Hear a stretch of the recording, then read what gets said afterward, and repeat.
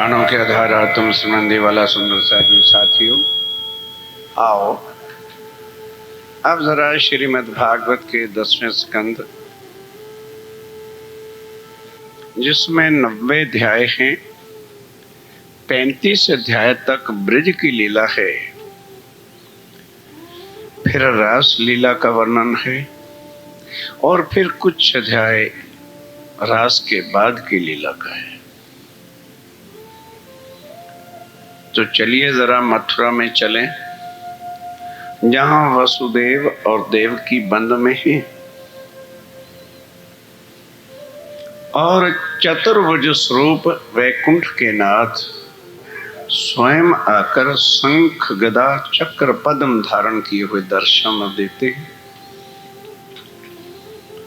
वसुदेव और देवकी दर्शन तक भी नहीं कर सके, क्योंकि पूर्ण स्वरूपों का सूक्ष्म का, जिनका मैंने पहले भी वर्णन किया, उनकी कृपा के बिना दर्शन भी ये आंखें नहीं कर सकती।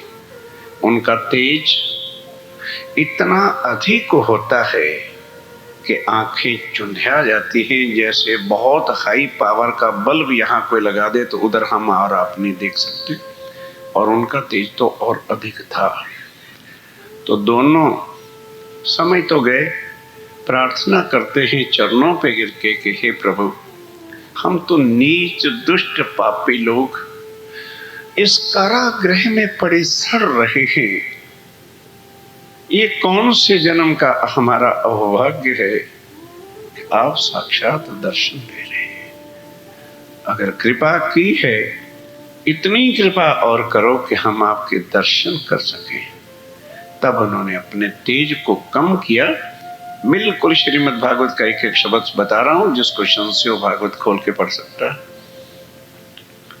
चरणों पे गिर के प्रार्थना करते हैं। तब उन्होंने याद कराया कि 3 बार मैं पहले भी तुम्हारे 2 बार घर जन्म ले चुका हूं, और अब पूर्व जन्म में तुम्हारे घर संतान नहीं थी।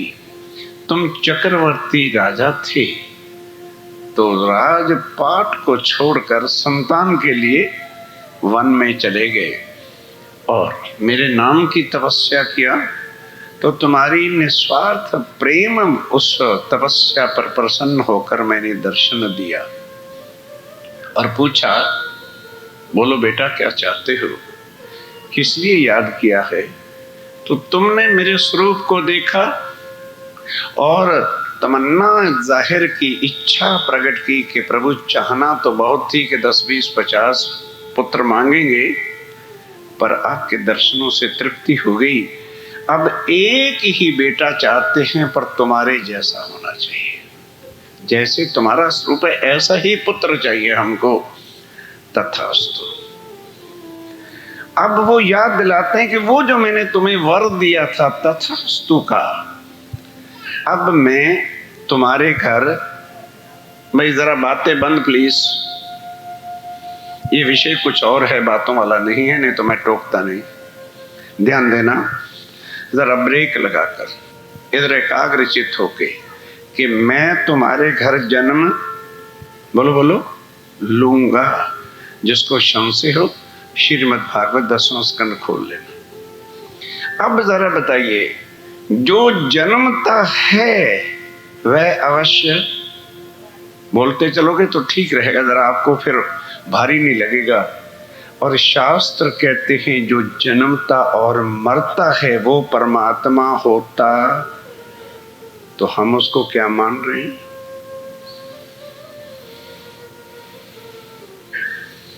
अब आत्म तत्व का ज्ञान आपके सामने रखने जा रहा हूं। श्रीमद् भागवत में है क्या, क्या किसी ने आज दिन तक ये दर्शाया। हम किसकी पूजा में लगे हैं,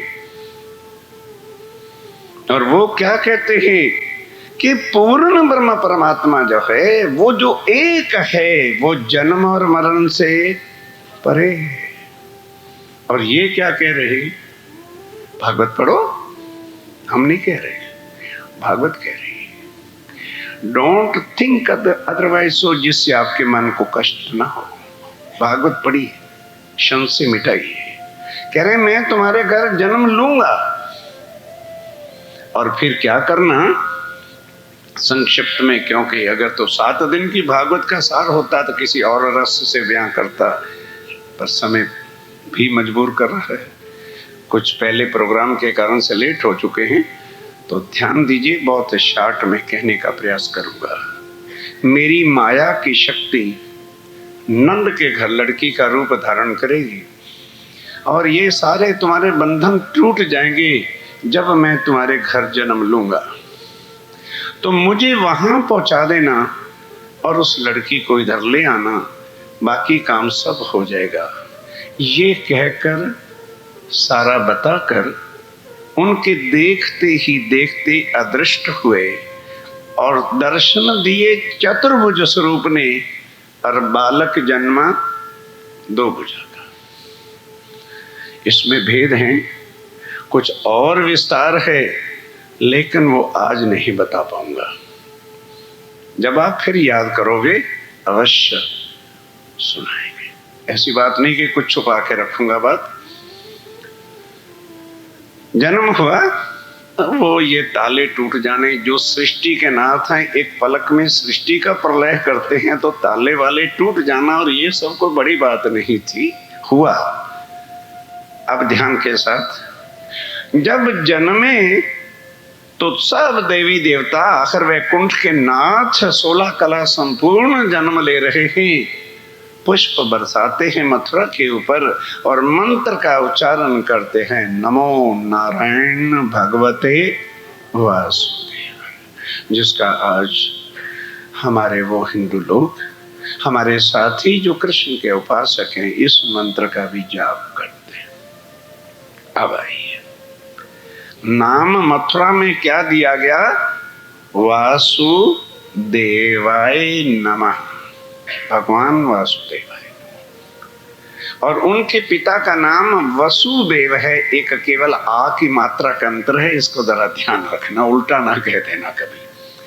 पिताश्री का नाम वसुदेव है और उनका नाम वासुदेव। नारायण स्वरूप भगवान का जन्म पहुंचा दिए। लड़की ले आए।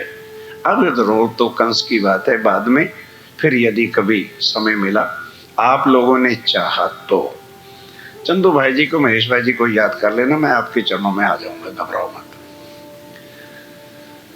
उसके बाद क्या होता है? इस दिन अब जरा भागवत के कार जब फिर आए तो प्रश्न पूछना कि महाराज, प्रातः जब उठे सारे ब्रिज वाले, गोकुल वाले, तो नंद जी को बधाइयां देने के लिए आए, क्योंकि वो प्रमुख थे। तो प्रमुख होने के कारण से वडिल के सामने तो सब लोगों को जाना पड़ता। आए तो ब्रिज और गोकुल के अंदर कुंवारी कन्याएं हती,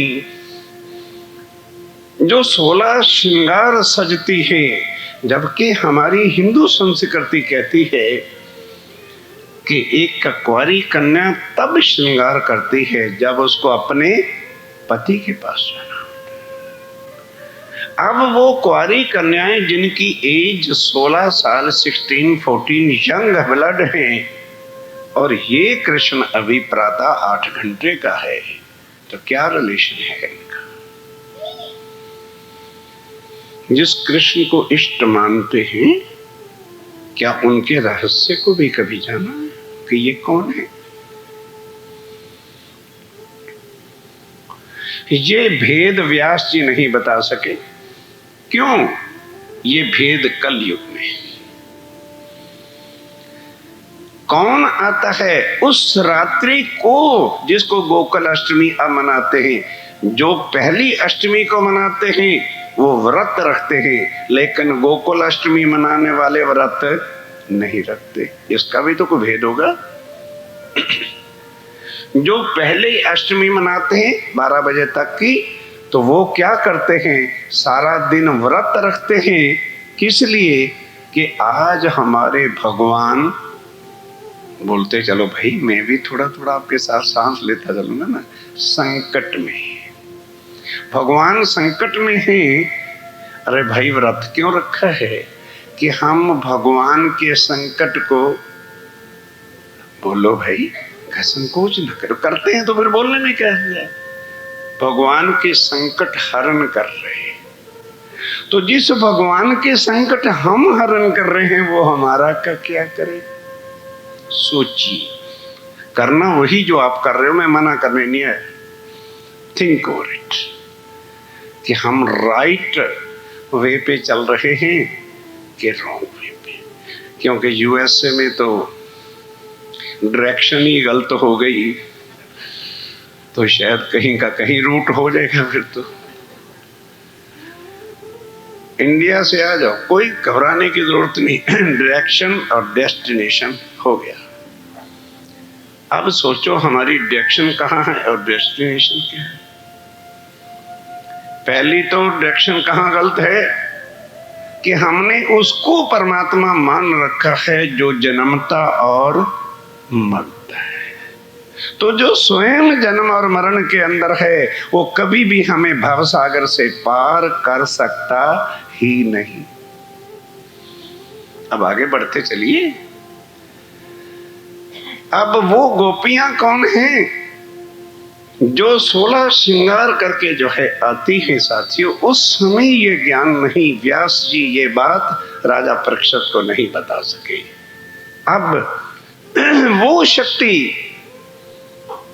प्रकट होती है गोकुल ब्रिज में आने के बाद, क्योंकि परमात्मा जन्मता मरता नहीं, वह शक्ति आकर के प्रकट होती है जो अभी हमारी प्रीति बहन जी ने बोल के बताया। प्रगट पूर्ण ब्रह्म प्रगट होगा कलयुग में।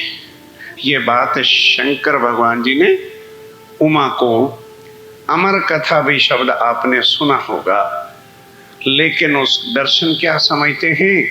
कैलाश पर्वत पर सुनाई होगी ना, अमरनाथ की गुफा में। जिस अमरनाथ का प्रसंग इधर भी आपने सुन लिया होगा कि साल पहाड़ फटने से हजारों लोग उसी के अंदर मर भी गए, और रहस्य को कोई जानता नहीं कि वो अमर कथा क्या थी। वो यही थी कि वो ब्रिज के उन तनों के अंदर जो आत्माएं आई हुई थी वह जानती हैं कि इस कृष्ण के अंदर हमारा कौन बैठा है। ये भेद था कि वो परमधाम की आत्माएं पहली बार जब ब्रिज के अंदर उतरती हैं तो साथ उनका प्राण ना था कि उस तन में प्रवेश करता है। नहीं तो बताइए, कई लोग क्या समझते हैं कि वैकुंठ के नाथ 16 कला संपूर्ण जो उतरे थे वह केवल भक्तों की इच्छा पूरी करने के लिए आए थे। बिल्कुल गलत बात है। उनकी एक कला की शक्ति इतनी है। अभी एक बहन जी आए थे कि जी आप हनुमान जी के स्वरूप का वर्णन कर सकते हैं। अवर्णनीय बातें वर्ण से बाहर होती हैं, सूक्ष्म में बताया जा सकता है कि स्वरूप उनका कितना षडौल्यमयी था। श्रृंगार अवश्य बाजूबंद थे, गदाएं थी, 3 हार भी थे। अब इतने से क्या सेटिस्फेक्शन हो जाएगी? सुनने से दर्शन दर्शन होते हैं जो शब्दों से बहुत अवर्णनीय बातें होती। तो अब ये गोपियां जानती हैं, ना यशोदा जानती है, ना नंद जानता है, ना सारी ब्रिज और गोकुल जानती है, क्योंकि उन तनों के अंदर आत्मा ने प्रवेश किया था। आत्मा ना जन्मती है, थोड़ा बोलते चलोगे तो याद आती जाएगी कभी कभी। आज हम क्या समझ बैठे हैं, जरा सा घर में कष्ट हुआ, अरे भाई क्या करें, आज मेरी आत्मा बहुत दुखी है। आत्मा की भी क्लैरिफिकेशन हम नहीं जानते कि आत्मा तो कभी दुखी हो ही नहीं सकती, क्योंकि वो किसका अंश है? जो सत्य चिद और आनंद सच्चिदानंद है, उसकी किरण को नाम आत्मा है। जैसे सूरज और सूर्य की किरणें, इसी तरह से आत्मा एवं परमात्मा। उठाइए गीता को। ये सारी बातें हैं जो आज दिन तक समझी नहीं। हम झूठ के उपासक चले जा रहे हैं जो हमारी सत्य आत्मा है, जिसके कल्याण के लिए, भावसागर से पार चलने के लिए यह मनुष्य तन मिला है, उस परमात्मा की खोज की जरूरत ही समझने की आज दिन तक क्यों नहीं हुई। उठाओ ग्रंथों को, मूल वेद को भी लेते चलते हैं। ब्रह्म सत्य और जगत मिथ्या। सत्य सब कोई कहता है, पर सत्य को कोई पहचानता भी है कि वो एक कौन है। एक बार आज सारे देखो, कोई परमात्मा को निराकार कहता है, कोई साकार कहता है, कोई कहता नहीं कण कण में है, दूसरा कहता नहीं थल के अंदर है, कोई कहता है पिंड के अंदर है। सब के अंदर परमात्मा बैठा हुआ है। ठीक, समझने की बात है। यदि हम सब के अंदर परमात्मा की शक्ति किरण रूप से, जैसा शास्त्रों में लिखा है, वेदों में लिखा है कि वो किरण रूप होके सबके अंदर है, तो जब परमात्मा सबके अंदर है तो फिर वेद, शास्त्र, पुराण, गीता किसके लिए? बात गहरी है, समझ नहीं पाए आप। यदि परमात्मा यानी उनकी आत्मा का स्वरूप सबके अंदर है, तो फिर जगत में कोई अज्ञानी होना चाहिए? नहीं समझे? जब सब के अंदर परमात्मा, आपके अंदर, मेरे अंदर, इनके अंदर, उनके अंदर, सब के अंदर, फिर ज्ञान किसके लिए? तो फिर इसका तो मतलब है जो बैठ के चर्चा सुनाता है, हमें समझाता है, वो समझदार परमात्मा, और सुनने वाले, रिजल्ट खुद लिखो ना, मैं नहीं कहूंगा। तो क्या परमात्मा भी मूर्ख होता है? हमें इस तरह से रॉन्ग डायरेक्शन दी जा चुकी है कि हम कभी डेस्टिनेशन पे पहुंचते नहीं। फिर क्या पढ़ा दिया जाता है? अरे परमात्मा तो एक ही है, रास्ते जुदा जुदा हैं, मंजिल तो एक है। ठीक, अगर डेस्टिनेशन हमारा एक है तो डायरेक्शन जुदा जुदा ले लेने से उस डेस्टिनेशन पे पहुंच जाएंगे? बोलो तो सही, आप लोग तो इजीली समझ सकते हैं। ये बात शायद इंडिया वाले ना समझ सके, क्योंकि एक ने ले लिया 27 रूट और एक ले लिया 47, एक जा रहा है 69 पे और कह रहे हमारी डेस्टिनेशन एक ही है। Whether it is right? और हमें ज्ञान क्या दिया जा रहा है? अरे परमात्मा का सबका एक ही है, रास्ते जुदा जुदा हैं। अरे भाई, यदि रास्ते जुदा जुदा हैं तो मंजिल भी जुदा जुदा है, एक नहीं हो सकती है। विचार कीजिए। अब जहां जहां पर हम रॉन्ग हो, अगर सत्य के मार्ग पर चलना है, आत्म का कल्याण करना है बगैर परिश्रम के, ये वो कलयुग है। धन धन ये कलयुग है। और धन धन भरतखंड अवश्य लिए है कि उस भारतवर्ष के अंदर वो शक्ति का प्रकट होना जो कलयुग में लिखा था हो गया। पर आइए पहले श्रीमद् भागवत के ब्रिज की लीला को लेकर चले, जिसको केवल उन आत्माओं ने, गोपियों ने जाना, बाकियों ने कुछ नहीं जाना। इसलिए वो श्रृंगार इस तन का भी करके आई थी कि ये हमारी आत्मा के प्राणनाथ इस तन में आए हैं। जब गोकुल में आ गए तब आत्म अक्षर और शक्ति अक्षरातीत के उस तन में प्रवेश करती है। उसके प्रमाण अभी लीजिए। क्यों? नया ज्ञान आप सुन रहे होंगे तो सोचेंगे जी ये तो आज दिन तक भागवत वाले किसी ने बताया नहीं, उनको पता ही नहीं तो बताएंगे कहां से? इनके भेद यदि लेने हैं तो अभी किसके द्वारा पता चलेगा? तारतम्येन जानाति सच्चिदानंद लक्षणम। जब तक तारतम्य ज्ञान के भेद का नहीं पता चलता तो तारतम्य के ज्ञान के बिना कोई भी दुनिया के अंदर सच्चिदानंद के स्वरूप की पहचान करा सकता नहीं। और चलिए अब गीता से भी इस बात का प्रमाण ले लें कि वेदर इट इज राइट और रॉन्ग। तो अर्जुन को क्या कहा? अर्जुन, दो शक्तियां होती हैं, एक परा और दूसरी अपरा।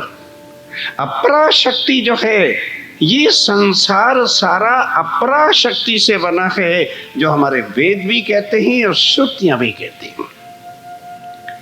अपरा क्या है? मिथ्या है। और परा जो है वो जागृत अखंड शक्ति का ज्ञान होता है। जब तक वह दुनिया में नहीं आ जाता तब तक उस सच्चिदानंद के स्वरूप की कोई पहचान करा नहीं सकता। और उस समय नहीं था, कलयुग में ही यह चीज आनी थी। तो आज आप उनकी कृपा से सुन रहे हो। ये तो मेरे जैसे तो हजारों जन्मते और मरते हैं, पहले क्यों नहीं किसी ने वर्णन किया? बिफोर कलयुग नहीं, एक वस्तु आनी ही कलयुग में है, जो रामायण भी कहती है, राम भगवान स्वयं कहते हैं, कलयुग केवल नाम आधारा और सुमर सुमर नर उतरे पर। कलयुग के अंदर ही पार ब्रह्म स्वयं प्रकट होंगे और वह आकर के अपना नाम, अपना धाम और अपने स्वरूप की पहचान कराएंगे। फिर जो मनुष्य को ये लागनी होगी, तड़प होगी, इच्छा होगी कि रोज रोज के जन्म मरण से छूटने के लिए वनों में जाने की कलयुग में जरूरत नहीं पड़ेगी। उनके स्वरूप की पहचान कर केवल अपना संबंध जोड़ना और जिस विधि से वो बताते उनका सुमरन करने से प्राणी भव सागर से पार, जन्म मरण से सदा सदा के वास्ते छुटकारा हो जाएगा। वह शक्ति उस कृष्ण के अंदर आई का एक परमात्मा, उसकी आप प्रमाण लीजिए। कभी 2 दिन के, अब विस्तार से तो मैं क्षमा चाहूंगा, नहीं कह पाऊंगा क्योंकि 1 कलाक का बाकी समय था कुल, जिसमें 15 मिनट तो बीत ही गए होंगे। शंकर भगवान जी आए, उठाओ श्रीमद् भागवत, किस रूप में आए? एक योगी फकीर बनकर भिक्षा मांग रहे हैं। कौन?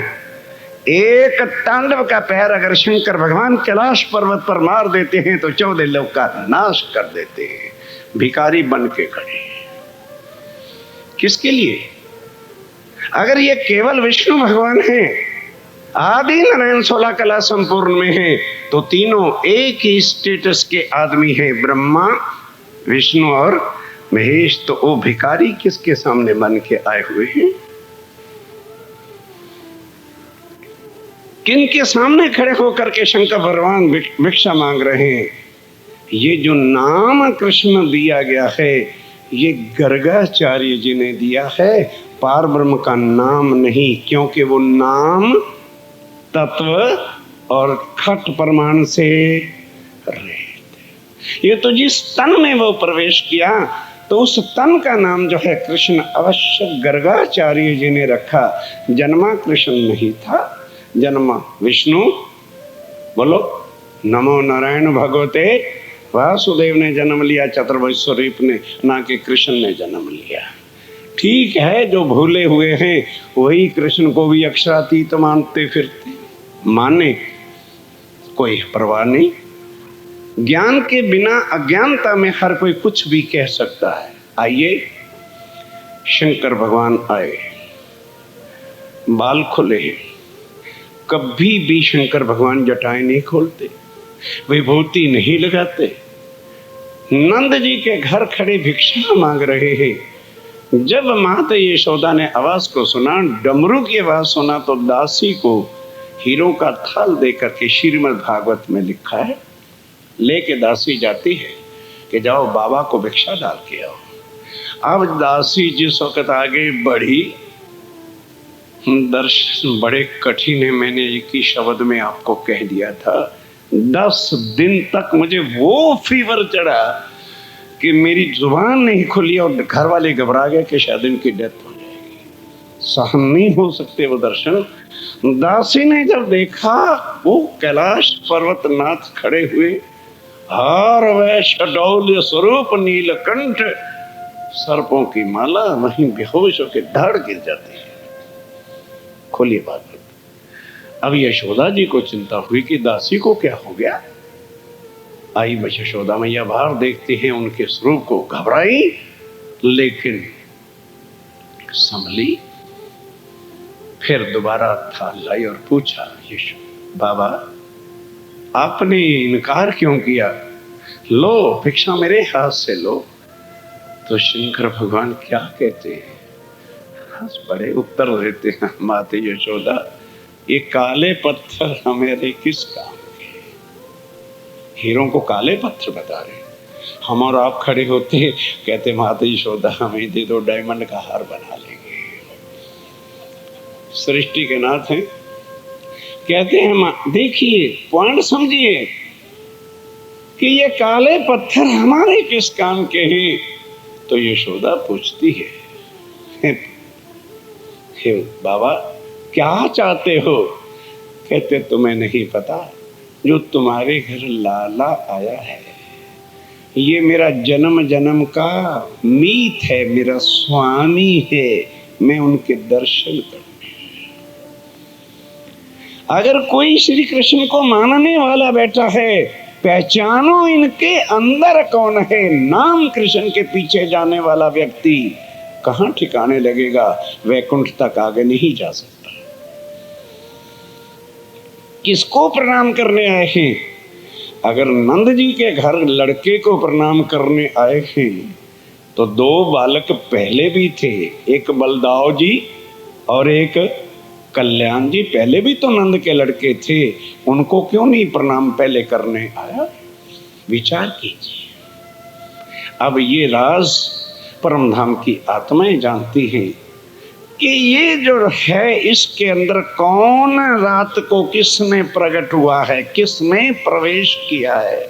जो पूर्ण ब्रह्म हैं, जो आत्माओं के स्वामी हैं, नाथ हैं। इसलिए वह तन भले वो ब्रज गोकुल के थे, अंदर आत्माओं ने प्रवेश किया है। वो अपने प्राण नाथ को वाला, गुजराती में गाते ना वाला, वाला किसको कहते हैं? हिंदी में जिसको प्राणनाथ कहते हैं, प्रीतम कहते हैं, स्वामी कहते हैं। इस भाव से मिलते हैं। इसी दुनिया में उतरे, क्या किसी और ने पहचाना? भले यशोदा माँ थी, माँ ने जाना, क्योंकि यदि हमें थोड़ा सा कुछ ज्ञान प्राप्त हो जाता है, हम क्या चाहते हैं? मेरा भाई भी सीख लेवे, मेरा भाई भी मान लेवे, मेरी बहन भी मान लेवे, मेरे जीजा जी भी मान ले। अरे भाई वो कहाँ की चीज, ये कहाँ की चीज? संसार की वस्तु बांटी जा सकती है और आत्म तत्व को, आत्म तत्व के दर्द वाला ही जान सकता है कि ये बात कहाँ की हो रही है। आज पहचानिए मेरे साथियों। फिर अब ब्रिज के रस की लीला तो मैं आज नहीं कुछ कह पाऊंगा, जो गोपियों और उनके बीच में होती रहती है। अब 5 वर्ष की आयु तक, 5 वर्ष ब्रिज में आए, प्रकट हुए हो गए। शंकर भगवान जी भी आके दूसरे ही दिन प्रणाम फिर कैसे करते हैं? तब यशोदा ने कहा कि बस हे बाबा, और हम दर्शन नहीं करा सकते, तेरे दर्शन कौन कर सकेगा? मेरा नंद लाला देख करके डर जाएगा। कहने लगे माता यशोदा आप घबराइए नहीं, मेरे को दर्शन अवश्य कराओ। फिर डमरू बजाते हैं। अब प्रकृति के तन में बंधे हुए वो अक्षरातीत की शक्ति भी कैसे बोले, प्रकृति का रूप ही बदल जाएगा। उसी समय रड़वा लग गया, रोने लगे। तो यशोदा ने क्या समझा कि मेरा बालक डमरू से डर गया। तो फिर कहते देखो तू डमरू बजा रहा है, मेरा बालक रो रहा है। कहने लगे नहीं, वो रो नहीं रहा, वो मुझे दर्शन देने के लिए मुझे कह रहे। तब यशोदा जी अंदर गए। जैसे माता पिता को डर होता है तो माँ ने खूब एक टॉवल के अंदर उनको लपेटा, हाथ भी लपेटे, हाथ भी, मुंह भी, पग भी, और इतना सा मुख खुला लेके कहने लगे आ ले दर्शन कर ले बाबा। फिर शंकर भगवान जी उदास खड़े, कहने लगे बाबा और क्या लेना है, दर्शन कर लेना। पर अब मुंह के दर्शन, मुख के दर्शन दर्शन नहीं होते, दर्शन तो चरण कमल के होते हैं। अब वो भी समझ रहे हैं, और वो जो अंदर शक्ति बैठी है वो भी समझ रहे हैं कि शंकर भगवान है। कोई दुनिया का भगत तो होता तो इतने में प्रणाम करके चला जाता। तब आप जानते हो कि छोटे बालक जब फीड ले लेते हैं ना तो हाथ पाँव मारना शुरू करते हैं। उसी तरह से उन्होंने अपना पग चलाया, टावल वावल एक तरफ हो गया, वो चरण कमल जब बाहर निकले। अब इनका क्या वर्णन जिह्वा से होगा? उन चरण कमलों का या उस रूप का कौन वर्णन करेगा? लिखने वालों ने लिखने में क्या कह दिया कि अति सुंदर। तो जब अति सुंदर कह देंगे तो समझने वाला खुद समझे कि वो स्वरूप कैसे होते। अति सुंदर सत्य सच है, क्योंकि इस जिव्या से वो स्वरूप नहीं वर्णन किए जा सकते। वो शोभा से परे की बात होती है जो वैकुंठ तक है, और आगे तो फिर वर्णन करना ही कठिन होता है, ये जिव्या नहीं कर सकती। आइए, जब चरण कमल बाहर आए तो शंकर जी के मुखारविंद पर मुस्कान आई। तब जटाओं को लेके चरणों को छुरा रहे हैं। विचारो भाई, जो कृष्ण को मानने वाले हैं किसके चरण छुआए जा रहे हैं? झूठे तन के नहीं, जो शक्ति पार ब्रह्म के अंदर प्रवेश कर चुकी है, जिनकी आराधना शंकर तरदेवा बैठ करके वैकुंठ में करते हैं, वह शक्ति उतरी हुई है। इसलिए उनके चरणों में शंकर भगवान जटाओं से अपनी धूरी ले रहे हैं और नैनों से नैन मिले। ये होते हैं दर्शन दीदार करना। बस होया, चले गए। अब विष्णु भगवान तो पहले ही हाजिर हैं, जिनके तन में बैठ करके लीला कर रहे हैं। विष्णु भगवान के तन का नाम कृष्ण है, ना कि पार ब्रह्म का नाम कृष्ण है। विचारिए, नाम किसका रखा गया? बोलो भाई, तन का रखा गया ना। यही चीज मैंने पहले कही थी कि हमारा तन का नाम है जो कुछ भी है। अब जो अंदर है उसका नाम कोई बहन बताए या भाई बताए कि क्या है? यदि हमारे अंदर जो बैठा है हम उसका नाम नहीं बता सकते, तो जो उस विष्णु भगवान के अंदर जिसने आके प्रवेश किया था उसका नाम नहीं होता है, वह नाम से परे की बात है। इसलिए उसको अक्षरातीत कहा। इसलिए उस पार ब्रह्म को शब्दातीत की उपमा दी जा सकती कि वो यहाँ के शब्दों में वर्णन हो ही नहीं सकता है। कैसे? जिनके पास देवी भागवत है, कल खोलिए। लक्ष्मी जी 7 कल्पांत तपस्या करने का कारण क्या बनता है कि हमेशा वैकुंठ के अंदर आप विष्णु भगवान कभी भी तपस्या नहीं करते जब तक लक्ष्मी पास रहती है। दुनिया के भक्तों में संकट हरण करने के लिए लक्ष्मी जी को, भगवती को ही, जो भगवान की पोते अर्धांगिनी है, उसी को संसार में भेजा जाता है। और इसलिए आज जो है देवी के जागरण, भगवती के जागरण और जगह जगह पर होते हैं। और दिवाली वाले दिन पूजन भी लक्ष्मी का होता है, क्योंकि हम दुनिया के लोग स्वार्थी धन के मतलब के हैं, उनकी होती है। विष्णु भगवान का कोई पूजन नहीं करता। अब उनको पूजन किसने करवाना? जिनको पता है कि मिथ्या माया के लिए पूजन करवाना यहाँ से नहीं निकलने देगा, तो वो कब पूजन करने के लिए बैठते हैं? जब लक्ष्मी जी इधर मृत लोक में भक्तों की कृपा करने के लिए उतरते हैं, तब वो तपस्या में बैठते हैं। एक बार, अब कार्य के बिना तो कारण के बिना तो कार्य होता नहीं है। वो ध्यान में मगन थे। लक्ष्मी जी अपना काम करके वापस जब वैकुंठ गए तो क्या देखा कि विष्णु भगवान तपस्या कर रहे हैं। बड़े हैरान हो गए कि मेरे साथ भी आए दिन तक चीटिंग करते रहे। रोज मुझे ये कहते थे कि हे लक्ष्मी, मेरे और तेरे बिना और कोई परमात्मा है ही नहीं, हम ही सृष्टि के पालन करने वाले हैं, तो फिर ये किसकी तपस्या करते हैं? कहने लगे, अच्छा, आज अभी पहले इसका जवाब मांगूंगी, तब और कोई काम करूंगी। आसन लगा के वहां बैठ गई। ये देवी भागवत 4था स्कंद आपको सुना रहा हूँ। जिन्होंने पढ़ना हो जाके सुबह खोल के पढ़े। देवी भागवत, श्रीमद् भागवत का प्रसंग नहीं है, ये देवी भागवत है। थोड़ी देर के बाद विष्णु भगवान जी की सुरता वापस अब आई तो देखा कि लक्ष्मी सामने बैठी। आखिर वो भी सृष्टि के नाथ हैं, समझ गए भाई आज रगड़ पट्टी हो गई। अभी सोच ही रहे थे तो लक्ष्मी जी हाथ जोड़ के चरणों में पगे लागी, दंडवत प्रणाम किया। प्रभु, अब विष्णु भगवान भी अंदर से सोचते हैं क्या मुसीबत पड़ेगी, कुछ न कुछ। कहने के, प्रभु इतना बता दो मैं आपकी अर्धांगिनी हूँ, आप मेरे प्रभु हैं, मेरे पति हैं, मेरे स्वामी हैं, मेरे से ही झूठ बोलते रहे आज दिन तक। विष्णु भगवान कहते लक्ष्मी संभाल के बात कर। प्रभु आप सदा कहते थे कि मेरे और तेरे स्वयं कोई परमात्मा नहीं, तो फिर यदि कोई और परमात्मा नहीं है तो आप आराधना किसकी कर रहे थे? कहने लगे सुन, मैंने यही तो कहता था कि तेरे और मेरे स्वयं इस दुनिया का कोई और पालन करने वाला नहीं है। मैं वो आज भी कह रहा हूं। मैंने ये तो कभी नहीं कहा था कि मेरा परमात्मा और नहीं। आज तुझे पता चल गया है सो ठीक है। तो कहने लगे आज लक्ष्मी जी क्या कहती हैं, आज पता चला कि जब सृष्टि की रचना होती है तो आप बनते हो, और जब तक सृष्टि लाखों वर्षों तक खड़ी है आप तब तक बने रहते हो, और मुझे हर युग पर पृथ्वी पे जाके जन्म लेना पड़ता है।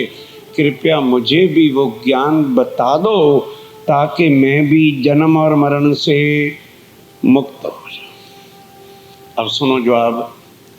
विष्णु भगवान कहते हैं लक्ष्मी,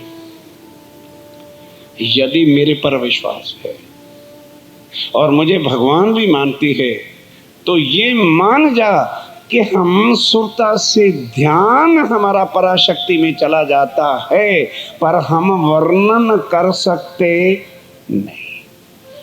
कहने लगे क्यों? क्योंकि जब तक पराशक्ति दुनिया में नहीं आ जाती तब तक उसका वर्णन कोई जिह्वा हिल नहीं सकेगी। ये पराशक्ति के अंदर ही शक्ति है कि उसके द्वारा ही जो जिसको वो ज्ञान प्राप्त हो जाएगा वही उसका वर्णन कर सकता है। अभी हम नहीं कर सकते, कल युग में वो प्रकट होंगे। कह दिया। कहने लगे अच्छा, आप तपस्या करके उनको पा सकते हो और मैं नहीं पा सकती, मैं भी तपस्या करती हूँ। अच्छा, शुभ कार्य में देरी नहीं कर, जा तपस्या कर। साथियों उठाओ देवी भागवत 7 कल्पांत।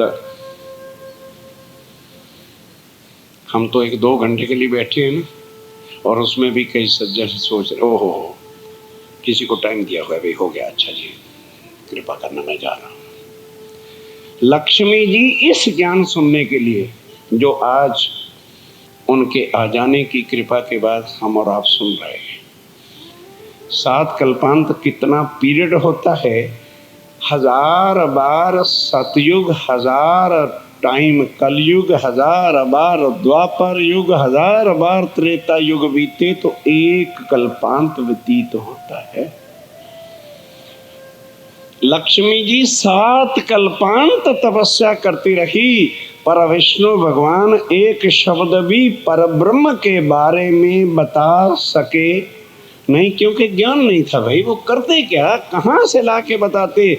जिसको वेदों ने कह दिया कि जहाँ सुधी तारतम ज्ञान पराशक्ति इधर गीता में कह दिया नहीं आ जाती, तब तक कोई पार ब्रह्म का वर्णन कर सकेगा नहीं। तब लक्ष्मी जी ने तांडव का रूप धारण करके अग्नि बरसानी शुरू कर दी। त्राही त्राही मान होकर के सारे जगत के प्राणी सब देवी देवताओं को पुकारने लगे। तब देवी देव मिलकर के जगत पिता ब्रह्मा जी के पास गए। तब ब्रह्मा जी और शंकर भगवान मिलकर के विष्णु भगवान से जाके प्रार्थना करते हैं। ये सारा ज्ञान या वो अमर कथा का ज्ञान जो मेरे साथी बिल्कुल क्लियर कट क्लैरिफाई करना चाहते हो, बुक स्टॉल पे आपको महेश्वर तंत्र मिल सकता है। You can and study. तब क्या होता है ध्यान दीजिए। विष्णु भगवान जी उठते हैं और लक्ष्मी जी के चरणों में जाके दंडवत प्रणाम किया और कहा कि हे लक्ष्मी, आज से 7 कल्पांत पूर्व ये ज्ञान हमें भी अक्षर ब्रह्म ने नहीं दिया था। अब उनके हुक्म से सूचना मिली है कि वो पार ब्रह्म दुनिया में आने वाले हैं, तो मैं उनकी खातर जाकर, ध्यान देना, 28वें द्वापर में ये लिखा है उसमें, पेज नंबर 20 के ऊपर। 21 और 20 नंबर पेज खड़े खड़े में ईश्वर तंत्र का पढ़ लेना, यदि परचेज करने की ना इच्छा हो तो पता लग जाएगा। मैं ये जाति वंश में जाकर जन्म लूंगा और वहां मेरे तन का नाम कृष्ण रखा जाएगा। मेरे तन में वो आकर के प्रवेश करेंगे और अपनी आत्मा को मिथ्या जगत की लीला दिखाएंगे। साथियों, वो ब्रिज का प्रसंग आपको बता रहा हूं श्रीमद् भागवत से। अब वो आत्माएं जानती हैं कि इस तन के अंदर कौन है, या वो परमात्मा जो अंदर आके प्रवेश किया है वो जानता है कि किसके तन में मेरी आत्मा बैठी है। इसलिए वो कृष्ण और वो गोपियों की लीला, भले रास मंडल बना के डांडे लोग बजा रहे हैं और जमुना तट गा रहे हैं, नकल ही तो पुकार रहे हैं, असल चीज को किसने पहचाना।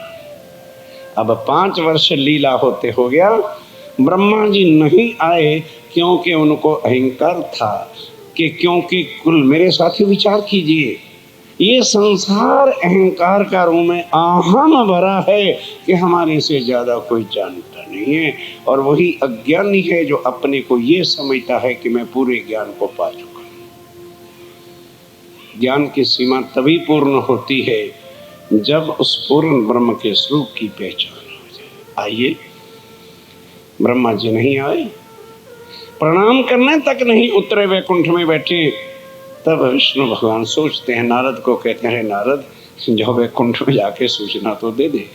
अब सूचना देने गए तो उल्टे ब्रह्मा जी कहते हैं, अरे नारद तुम्हें क्या पता है, शंकर भगवान भी आए थे तो भोले हैं, हर वक्त मस्त रहते हैं नशे के अंदर, और विष्णु भगवान को भी मैं देख रहा था बहुत दिनों के अंदर नहीं है यहाँ पर। तब उन्होंने कहा, महाराज पर ब्रह्म उतरे हुए और ब्रिज में उनकी लीला हो रही है, आपको एक दिन उनके चरणों में झुकना होगा।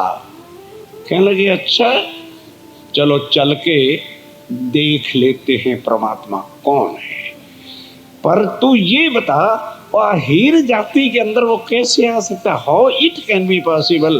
पार ब्रह्म को तो ऊंचे से ऊंचे कुल में कहीं और अच्छी जगह पर आना चाहिए था, वह हीर जाति में कैसे आए, चलो चल के देखें। खोलो श्रीमद् भागवत मेरे साथियों, ब्रह्मा के प्रसंग को वांचो, पढ़ो। अब ब्रह्मा जी आके खड़े, नाम तो कहना पड़ेगा कृष्ण ही, क्योंकि यहाँ नाम से ही आदमी को पुकारा जाता है। तो अब उन्होंने देखा कि ब्रह्मा हमारी परीक्षा लेने आया है, तो परीक्षा देने वाले को भी तो तैयारी कुछ ना कुछ करनी पड़ती है। भाई परीक्षा के लिए आ गए हैं, कर ले तैयारी। देखो अब परीक्षा क्या दी जाती है। ब्रह्मा जी को बताना है मैं कौन हूँ। आओ, ग्वाल बाल को आवाज गाय, ग्वालो ओ देखो गोपी जा रही है, मटकी माखन की छीन के तुरंत ले आओ। मारी उसने छलांग, मटकी छीनी ले आए। ध्यान दो, अब जरा परीक्षा किस तरह से दे रहे हैं।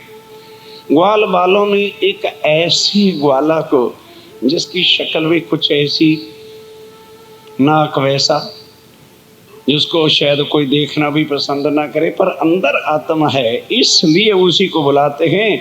अब ध्यान देना, मटकी में से माखन निकाला और उसको खिला रहे। क्यों भाई, भगत भगवान को भोग लगाते हैं कि भगवान भगत को खिलाते हैं? मगन हो गए सारे। हम लोग भगत जो हैं वही तो भगवान को भोग लगाते हैं, या भगवान आके भगत को भोग खिलाता तो नहीं है। कृपा करते हैं, मेहर करते हैं, संकट कर देते हैं ना। भोग कौन लगाता है? भगत ही तो लगाते हैं। अब ये लीला कौन सी हो रही है? एग्जाम दे रहे हैं, ले भाई देख हमारी परीक्षा ले। ये माखन निकालते हैं, खुद नहीं खाते, ग्वाले को खिला रहे। जब ग्वाले ने खाया, खोलो श्रीमद् भागवत वांचो, अब माखन जो है वो गुड़ जैसा कोई स्ट्रॉन्ग वस्तु तो या होती नहीं। ग्वाले ने खाया तो उसके मुख का जूठन उनकी उंगलियों पर गिर गया। मानो मैं किसी को खिलाता हूँ, मेरे सामने कोई बैठा है, तो वो जब खाएगा तो उसके मुख से जूठन, क्योंकि नरम होता है, सॉफ्ट होता है मक्खन बिल्कुल, तो वो गिरा उनकी उंगलियों पर। तो ब्रह्मा जी की तरफ मुख करके उसके आगे से नहीं खाया, कि भाई चलो आगे जो अभी साफ है उसी को खा लें ना, वो जूठन जो गिरा है उसको चाट रहे। इस एक्शन को देखकर ब्रह्मा जी के दिल में इतनी घृणा आ गई कि और नारद तू कहता था ये परमात्मा है? अरे ऐसे आहिर जाति के ऐसे लड़के जूठन कहेगा परमात्मा के? छे तेरी बुद्धि भ्रष्ट हो गई। कहने लगे अच्छा प्रभु, एक दिन इसी के चरणों में आपको झुकना होगा। कहने लगे अच्छा, तो मैं इसी को एक्सप्लेनेशन कॉल करता हूँ, वैकुंठ में इसको कॉल करूंगा, भागा चला आएगा। इतना अभिमान है, पढ़िए भागवत को। हम कहा जी कैसे? कहने लगे अभी ये जो ब्रिज और गोकुल के ग्वाल बाल गौएं और वाछड़े हैं, इनको हम यहाँ से हरण कर लेते हैं, अकेले कृष्ण को छोड़ देते हैं। किसके साथ खेलेगा? किसका दूध खाएगा? किसका माखन खाएगा? तो रोता रोता वैकुंठ में अपने आप आएगा, वहां बिठा के से बात कर लेंगे। ठीक, ब्रह्मा जी के पास शक्ति है सुंदर सा जी मेरे साथियों। सृष्टि को बनाना मिटाना तरदेवा के लिए कुछ काम कठिन नहीं। तुरंत अपनी शक्ति का प्रयोग किया, ब्रिज और गोकुल की गौएं ग्वाल बाल बाछुड़े सब हरण किए और गोकुल के बाहर जाके एक गुफा में बंद किए और वैकुंठ में। अब ध्यान देना, अगर विष्णु भगवान ही है, उनके इस तरह से कटाक्ष पे वो कभी भी काम नहीं कर सकते। अंदर शक्ति अक्षर अक्षातीत की है। उन्होंने जैसे हरण किया, इन्होंने इशारा किया तो ज्यों के त्यों कापी बिल्कुल। गौएं भी वैसे, ग्वाल भी वैसे, बाछड़ भी वैसे, सब कुछ वैसा। किसी माँ ने नहीं कहा कि मेरा लड़का डुप्लीकेट है। अगर भाई बने जुदा है ना, वो तो बंद है। खोलो भागवत, जो ओरिजिनल बच्चे थे माताओं के और गौएं ग्वालों बाल थे, वो तो गुफा में बंद हैं और ज्यों के त्यों बन गए। किसी माँ ने नहीं कहा कि मेरा बच्चा डुप्लीकेट है। ज्यों का त्यों स्वरूप, ज्यों की त्यों शक्ल, ज्यों का त्यों स्वभाव, ज्यों के ज्यों तत्व, किसी ने पहचाना तक नहीं। साल व्यतीत हो गया, उनकी लीला प्रेम में गोपियों के साथ चल रही है और ग्वाल दुनिया देख रही है पर जान नहीं रही कि ये है क्या। कोई नंद बाबा को किसी रूप से देखता है, कोई किसी शक्ल से कहता है, कोई कुछ कहता है, अरे ये तो ऐसा अड़भंग है, तड़भंग है, ये है वो है, सब कह रहे हैं। साल व्यतीत हो गया, फिर नारद जी गए, ब्रह्मा पूछने लगे, सुना भाई वो कहाँ है, तेरे कृष्ण का क्या हाल है? कहने जी उनका क्या हाल है? जैसे आपने गौएं ग्वाल बाल हरण किए, उन्होंने ज्यों के त्यों बना लिए। कहते how it can be possible, ये नहीं हो सकता। कहने लगे नारद तुम्हें नहीं पता, क्योंकि नंद बाबा प्रमुख है 42 विलेजेस का, उसका दिख रहा रोया होगा तो सब आदमियों को बुलाकर गुफा के पत्थर को हटाया होगा और ग्वाल बाल निकाल लिए होंगे। कहने लगे जी ये मैं नहीं जानता, अब चल के देख लो। कहने लगे अच्छा चलो आज फिर देखते हैं। साल के बाद फिर ये लीला हुई और उन्होंने ज्यों का त्यों उसी तरह से माखन बुलवाया, उस ग्वाले को खाया और अगेन फिर जूठन को जब चाटने लगे तो उनको आ गया कि मेरे को और टांट कस रहे हैं। क्वेश्चन ऑफ ईगो ना हो, तो इज्जत का सवाल हो गया। अच्छा नारद चल जरा गुफा में देखते हैं। गुफा के पास गए, पत्थर को हटाया तो गुफा के अंदर ज्यों के त्यों ग्वाल भी बाल भी सब कुछ लीला। अब देखो बड़ों की बात, भाई सृष्टि का नाथ है, परमात्मा है, देवी इतना सबसे तरदेवा बड़े शक्ति के मालक हैं। कहने लगे वो शायद कुछ मिसअंडरस्टैंडिंग हो गया है, अरे ओरिजिनल तो ये हैं, भूल होगी या वहां नहीं हो सकता। नारद कहते महाराज चलो फिर गोकुल में देख लो। फिर जब गोकुल में गए तो थोड़ा अभिमान वाला प्रेशर डाउन हुआ कि ओह। कहने लगे नारद अब क्या करें? कहने लगे जी मैंने तो आपको 5 वर्ष पहले बताया था आपने कहा छी छी छी, ये नीच जाति के अंदर कैसे परमात्मा आ सकता है। साथियों, कौन आया है जो खाली हिंदुओं का परमात्मा या मुसलमानों वाला परमात्मा नहीं है। ये वो परमात्मा की शक्ति प्रकट हुई थी जो सबका एक है। उसको जाति पाति से क्या मतलब? जाति पाति के भेद अज्ञानता रूप से होते हैं। जो ज्ञान को लेके चलते हैं वो आत्म तत्व से देखते हैं, और जो आत्मदर्शी हो जाता है वो सबको एक नजर से देखता है कि ये कर्म का, जीव का फल है। जो छोटी बड़ी जाति या ऊंच नीच के भेद होते हैं, आत्म तत्व इन सब से परे की बात है। अब होश आई ब्रह्मा जी को, तब ब्रह्मा जी कहने लगे कि देखो, मान तो मैं गया कि शक्ति इनके अंदर है, पर अब डायरेक्ट अगर जाके प्रणाम करें तो ये भी तो बड़ी ग्रेट इंसल्ट की बात है। आखिर मेरा भी स्टेटस है, मैं सृष्टि का नाथ हूँ। हाँ, इतना वेदों में पढ़ा था कि जो पार ब्रह्म अक्षरातीत का प्रसाद ले लेता है वो भाव सागर से पार हो जाता है। तो इसलिए मैं इनका जूठन प्रसाद लेके आता हूँ। तो नारद जी कहते हैं मेरे वल्ले भी ले आना, मैं यहाँ खड़ा रहता हूँ, आपके कपड़े वस्त्रों को देखूंगा, प्रसाद ले आना। क्योंकि नारद को पता है कि इसको अभी देखो होता क्या है। ध्यान देना, सावचेत होके। ब्रह्मा जी ने कहा कि देखो भाई, प्रसाद लेना कोई कठिन नहीं। अभी ये ग्वाल बालों के साथ जमुना तट पे खाना खाएंगे ना, और उठा के पत्तल जब डालेंगे तो फिर एक कण का प्रसाद का तो होता है, अपना काम हो जाएगा। कहने लगे जी ठीक। कागड़े का रूप धारण किया, कौवा एक वृक्ष पर जाकर के बैठ गए। अब इधर ग्वाल बाल और अक्षरातीत उस तन में, जिस तन का नाम ओनली कृष्ण है, पर जाना नहीं किसने कि कौन शक्ति है। जब ब्रह्मा नहीं पहचान सके मेरे साथियों, तो दुनिया कौन पहचानेगी? क्योंकि हम तो देखेंगे तो एक दूसरे को नजर से, तन से ही तो देख सकते हैं। अंदर कौन सी शक्ति किसके अंदर विराजमान है वो ज्ञान से पहचाना जा सकता है, शरीर से, शक्ल से नहीं। सावचेत होकर चलिए। गए, अब उन्होंने देखा कि अच्छा, क्या कहने लगे, ग्वाल वालों आज ध्यान के साथ शब्द सुनिए, अन्नकूट है। इससे पहले हिंदू साहित्य में कहीं अन्नकूट का कोई शब्द था ही नहीं। अब ग्वाल बाल बेचारे क्या जाने अन्नकूट क्या होता है। कहने लगे कृष्ण कन्हैया ये क्या है? कहने लगे देखो, आज जो कुछ तुम्हें अरोगने को, खाने को मिला है ना, सब खा लेना। अगर जूठन छोड़ा, अन्न भगवान नाराज हो जाएंगे, और कल को सिकरन रसौदी पीड़ा खाने को मिलेगा नहीं।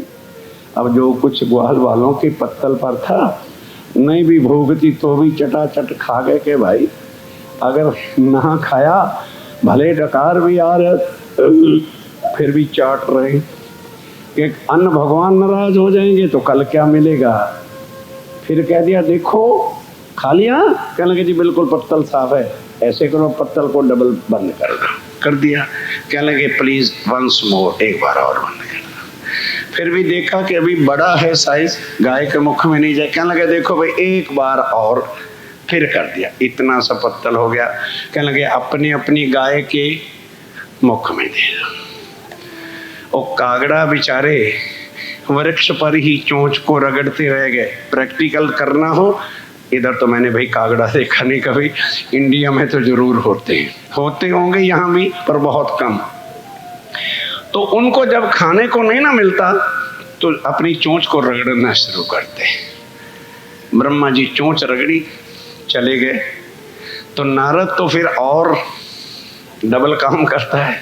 अभी ब्रह्मा जी बेचारे डिसहार्टेड होकर के गए, तो नारद कहने लगे लाइए भगवान प्रभु मेरा प्रसाद। कहने लगे एक तो वैसे उधर से मार पड़ रही है, और एक तू सड़ा रहा है, ठहर जा बाबा ले के आता हूँ, तू क्यों पीछे पड़ गया है, तुझे अभी ला देता हूँ। कहने लगे हुआ क्या? कहने लगे हुआ तो कुछ नहीं, पर उन्होंने पत्तल पे कुछ छोड़ा नहीं, पत्तल भी गाय के मुख में दे दी। पर चिंता ना करो, अभी जमुना तट पे जाके जल तो पिएंगे ना, हैं? तो मैं उस समय मेरा काम चल जाएगा। कोगला करेंगे और कोगले में कोई ना कोई तो जूठन का दाना। साथियों, अभिमान करने वाले का ये हशर होता है। अगर चुपचाप आके प्रणाम कर लेता तो आज जूठन को भी तरसना तो न पड़ता। अहंकारी आदमी का यूं सिर टूटता है और टूटता है। अब मछली का रूप धारण किया। कभी कोगला करेंगे जमुना जी में तो मेरे मुख में एक दिन का भी आ जाएगा, मेरा कल्याण हो जाएगा। अब वह लेके सब ग्वाल बालों को जब जमुना तट पे गए तो जमुना में भी और भी अनेकों मछलियां थी, पर ब्रह्मा जी तो एक विशेष रूप से थी ना, फर्र फर्र करके घूम रही। आके देखा, नजर डालते ही पहचान गए कि ब्रह्मा आया बैठा है। भाई वो पूर्ण ब्रह्म के सामने जिनके एक पलक के इशारे से मेरे साथियों करोड़ों ब्रह्मांड बन के मिट जाते हैं, उसको अक्षर कहा है। और ये तो अक्षरातीत पार ब्रह्म की शक्ति अवतरित हुई है। देखा ब्रह्मा है वालो ठीक। अब क्या हुक्म है सरकार? कृष्ण कन्हैया कहने लगे आजा न कूट है। कहने लगे जी वो तो कूट काट के गाय के मुख में डाल दिया, अब क्या है? कहने को जल पीना है, कुल्ला भी अवश्य करना है, कोगला लेकिन जैसे मैं करूँगा वैसे ही करना। जितनी इच्छा थी जल पी लिया, फिर मुख में कुल्ला ले, जल अपन कुल्ला करते हैं ना कोगला, तो कोगला करके गिरा देते हैं वाश बेसन में या इधर उधर। लेकिन उन्होंने कहा देखो बैठ जाओ सब, जल पियो। और कोगला कैसे करना है? मुख में पानी डाला, 2-3 बार आगे पीछे किया और अंत में इस तरह से कोगला करना किया। साथियों, ब्रह्मा जी जो सृष्टि के नाथ हैं, विचार कीजिए, कोट यतन ब्रह्मा कर थाके पर सो जूठन। तब हार के भागवत हमने नहीं लिखी। खोलो, फोटो भी बने हैं। जो ब्रह्मा जी सृष्टि के नाथ, वेदों के मालक, कुल ज्ञान के अधिकारी, मुख में घास का तिनका, गले में कपड़ा बांध के चरणों में जाके दंडवत गिरते हैं कि हे प्रभु, मेरा अहंकार था, मैं आपकी पहचान नहीं कर सका। क्या लगे? खड़ा हो जा। हो खड़े। पहले ये बताओ, तुम्हें सृष्टि का नाथ बना के भेजा था किस लिए? कि अपनी पूजा कराना या पार ब्रह्म के ज्ञान दे करके दुनिया को भाव सागर से पार करना? और तुम खुद ही भटक गए हो यहाँ आके, और फिर जाओ, तुम्हें मुक्त किया जाएगा, पर लास्ट ऑफ ऑल बड़े को बड़ी सजा दी जाती है। मुक्त अवश्य हो गए क्योंकि सृष्टि में आ गए। साथियों, अब विचार करो जरा कि वो कौन चीज है, कौन शक्ति उस तन में आई हुई थी जिसके लिए 16 कला संपूर्ण विष्णु भगवान को जन्म लेना पड़ा। शंकर भगवान जी को भिक्षा मांग के दर्शन हुए, ब्रह्मा जी जिनके चरणों में नतमस्तक हुए, फिर स्वर्ग के इंद्र ने भी बड़ा प्रकोप किया, आखिर वो भी चरणों में आके गिरते हैं। तो क्या वो नंद का लड़का था खाली? नंद वाज ओनली ऑर्डिनरी मैन। उनके घर लड़का जो पैदा हुआ उसके अंदर उस शक्ति ने प्रवेश किया और 11 वर्ष और 52 दिन तक उस लीला को की जिसको बाल लीला कहते। उसके बाद ये ब्रह्मांड जिसमें आज हम बैठे हैं, ये सेकंड दूसरी बार बना, ज्यों का त्यों बना। और फिर कहाँ गए? नित्य वृंदावन गौलोक में। खोलिए 10वें स्कंद को। कैसे गए? 11 साल 52 दिन लीला करी और काल माया तित ही पर हरी। हो सकता है, मे बी पॉसिबल कि इस विषय को थोड़ा समझने में कईयों को कुछ कठिनाई पड़ेगी अवश्य, क्योंकि ये भेद ऐसे हैं जो आज दिन तक खुले नहीं। और लिखा स्पष्ट है कि योग माया हरि आश्रयत पढ़िए श्रीमद् भागवत को, 10वें स्कंद को खोलिए। योग माया हरि आश्रित जब वहां जाके प्रवेश किया, कैसे 11 साल 52 दिन हो गए। अब उधर जो है गोपियों को संसार भी ताने मारने लगे और जमुना तट पे आना भी बड़ा भारी हो गया। तब उस समय आत्माओं की भी परीक्षा लेने के लिए कि ये आके माया में फूली हैं कि नहीं, क्योंकि वजूद यहाँ के हैं, तत्व तो यहाँ का है, तो आत्म भी इनका संग करके मिथ्या जगत में भूल जाती है। ध्यान देना। तो क्या कहा, अरे गोपियों, आज देखो कैसा शरद पूनम की रात्रि आंसू की है और चंद्रमा खिला हुआ है, चलो आगे चलें, आज रात्रि को मेरे साथ चलो। अब संसार में लोकलाज में वो आत्माएं फंसी चुकी थी, तो क्या कहा, ओ कृष्ण कन्हैया, तू नंद का ढोटा, हम कुलवंती नारी, हमारे पति घर बैठे हैं, तू तो एक पर पुरुष है। और पहले दिन क्या कहा था, तू मेरा प्राणनाश है। ये है माया, जिसके अंदर आकर उस पार ब्रह्म को हम भूल गए और झूठे पति पत्नी को अपना बना बैठे हैं। ये परिवार मेरा है, ये मेरे बच्चे हैं, ये मेरा पति है, ये मेरी पत्नी है। और पता नहीं किस वक्त खिसक के पति चला जाता है और पत्नी खिसक जाती है। जाती बार कोई एड्रेस भी नहीं दे जाते कि भाई जरूरत पड़े तो कभी फोन कर लेना। जो असल प्रीतम है, जो असल स्वामी है, उसकी याद के वास्ते भाई 84 लाख योनियों के बाद ये मनुष्य तन मिला था।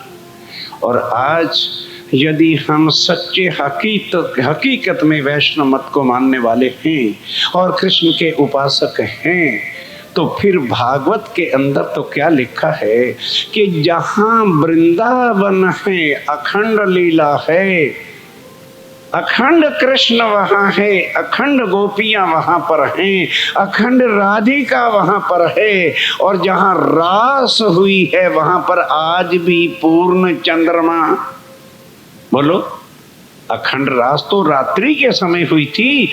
ब्रिज और गोकुल की जो लीला है वहां दिन और रात आज भी होता है, यानी वहां किशोर स्वरूप है और वहां बाल स्वरूप है। दो श्री कृष्ण अखंड श्रीमद् भागवत और वल्लभाचार्य टीका के अंदर बताए गए।